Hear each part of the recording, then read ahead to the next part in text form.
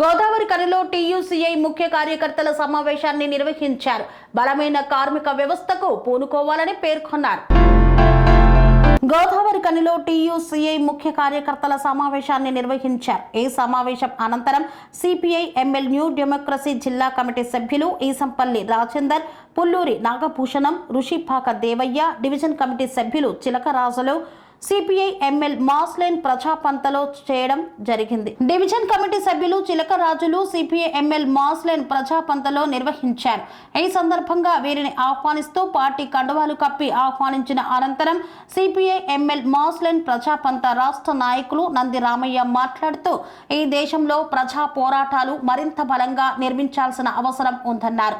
ప్రజా పోరాటాలు వెల్లువలా వచ్చి ప్రజా వ్యతిరేక విధానాలు అవలంబిస్తున్న మోదీ ప్రభుత్వానికి వ్యతిరేకంగా పోరాటాలు నిర్మించాలనే అవసరం ఎంతైనా ఉందన్నారు. వీరి చేరిక కోల్బెల్ట్ ప్రాంతంలో బలమైన కార్మిక ఉద్యమానికి ఎంతగానో దోహదపడుతుందని తెలియజేశారు. ప్రజా పోరాటాలను, కార్మిక పోరాటాలను నిర్మించాలనే ఉద్దేశంతో దేశవ్యాప్త నిర్మాణం కోసం సిపిఐ ఎంఎల్ మాస్లైన్ టీయూసీఐ కృషి చేస్తుందన్నారు. దేశవ్యాప్తంగా ఉన్న కార్మిక రంగాన్ని ఐక్యం చేసి బలమైన కార్మిక ఉద్యమాన్ని నిర్మించాలని పిలుపునిచ్చారు. అనేక దశాబ్దాలుగా సింగరేణి ప్రాంతంలో కార్మికోద్యమ నాయకులుగా, అదేవిధంగా సిపిఐఎంఎల్ న్యూ డెమోక్రసీ పార్టీలో వివిధ స్థాయిల్లో పనిచేసినటువంటి కామ్రేడ్స్ ఈసంపల్లి రాజేందర్, పుల్లూరి నాగభూషణం, అదేవిధంగా చిలకరాజు, పుష్పాక దేవయ్యలు, వీరు నలుగురు కూడా సిపిఎంఎల్ న్యూ డెమోక్రసీ నుండి ఆ పార్టీలో ఇమడలేక, ఆ పార్టీ చెప్పేదానికి చేసేదానికి పొందలేక, ఆచరణకు చెప్పేదానికి ఆచరణకు భిన్నమైనటువంటి పద్ధతుల్ని అనుసరించడం మూలంగా సిపిఎంఎల్ మాస్ లైన్ పార్టీలో చేరడానికి వాళ్ళు నిర్ణయించుకోవడం అనేటువంటి జరిగింది. వాళ్ళు నిర్ణయించుకున్న ప్రకారం ఈరోజు ఎన్టీపీసీ టీయూసీఐ కార్యాలయంలో వాళ్ళు సిపిఎంఎల్ మాస్ లైన్లో చేరడం జరిగింది. వారికి ఏదైతే వాళ్ళు ఈ దేశ కార్మిక వర్గం కోసం పనిచేస్తామని చెప్పేసి, ప్రజల కోసం పనిచేస్తామని చెప్పి, ప్రజల తరపున నిలబడతామని చెప్పి ఒక మహోన్నతమైనటువంటి లక్ష్యం కలిగినటువంటి సిపిఎంఎల్ మాస్ లైన్ ఆశయాలను ముందుకు తీసుకుపోదామని చెప్పి ఏదైతే నిర్ణయం తీసుకున్నారో వారందరికీ సిపిఎంఎల్ మాస్ లైన్ రాష్ట్ర కమిటీ తరపున విప్లవ అభినందనలు తెలియజేస్తూ వాళ్ళని సాధారణంగా ఆహ్వానించడం జరిగింది.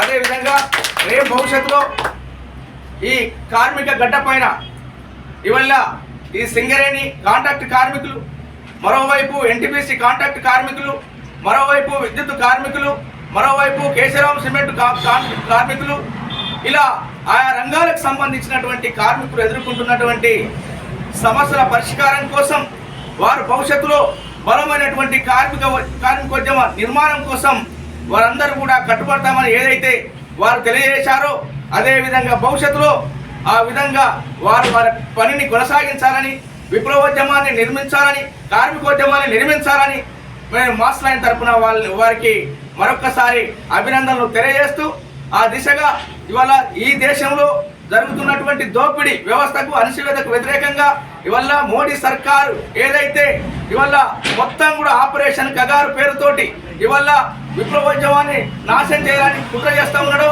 లేదా మరొక వైపు ఇవాళ ఆదివాసుల్ని మధ్య భారతంలో లేకుండా చేయడానికి వాళ్ళ యొక్క అటవీ సంపదను, అక్కడ ఉన్నటువంటి అటవీ సంపదను వాళ్ళు ఏదైతే కార్పొరేట్ శక్తులైనటువంటి ఆదానికి, అంబానికి అప్పచెప్పాలని చెప్పేసి కుట్రలు కొనసాగిస్తున్నాడో, ఆ విధంగా ఇవాళ మోడీ మతం పేరుతోటి, కులం పేరుతోటి అనేక రకాలుగా ఇవాళ ప్రజల్ని విభజిస్తూ పాలిస్తున్నాడో, ప్రజా వ్యతిరేక విధానాలు కొనసాగిస్తున్నాడో, కార్మిక వ్యతిరేక విధానాలు కొనసాగిస్తున్నాడో, మరోవైపు లేబర్ 44 చట్టాలు 4 లేబర్ కోడ్లుగా చేసి కార్మికుల హక్కులను కాలరాసేటువంటి విధానాన్ని కొనసాగిస్తున్నాడో, రేపు ఈ దేశంలో మార్పు కోసం జరిగేటువంటి ఏదైతే పోరాటంలో ఇవాళ రాష్ట్ర కేంద్ర ప్రభుత్వం అనుసరిస్తున్నటువంటి ప్రజా వ్యతిరేక విధానాలకు వ్యతిరేకంగా రేపు జరగబోయేటువంటి ఉద్యమంలో వాళ్ళంతా క్రియాశీలక పాత్ర కొనసాగించాలని వారిని మనసారా అభినందిస్తూ మరొకసారి విప్లవాభినందన తెలియజేస్తూ సెలవు. పార్టీలో సిపిఎంఎల్ న్యూ డెమోక్రసీ యొక్క విధానాలు నచ్చక మేము మాస్ లైన్లో చేరడం జరిగింది. ఈ యొక్క భారతదేశంలో కార్మికులు, కర్షకులు స్వామి బోధానంద గోసేవ ఆశ్రమం సైథాపూర్. జ్యోతిష్యం, వాస్తుశాస్త్రం మన పూర్వీకులు మనకిచ్చిన వరం.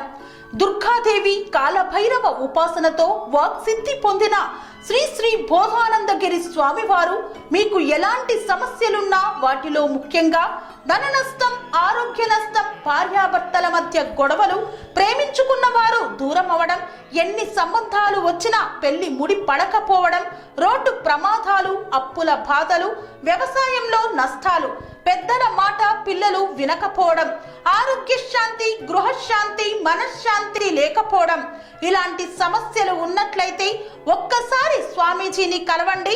మీ సమస్యలకు తగిన పరిష్కారాన్ని పొందండి. అంతేకాక అన్ని రకాల వ్యాధులకు గోపంచకవ్య మరియు మూలికా వైద్యం చేయబడును. నమ్మకంతో రండి, ఆయురారోగ్యాలతో వర్ధిల్లండి.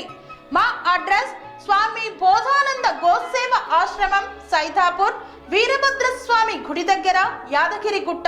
సంప్రదించవలసిన నెంబర్ 9849213754 మరియు 961803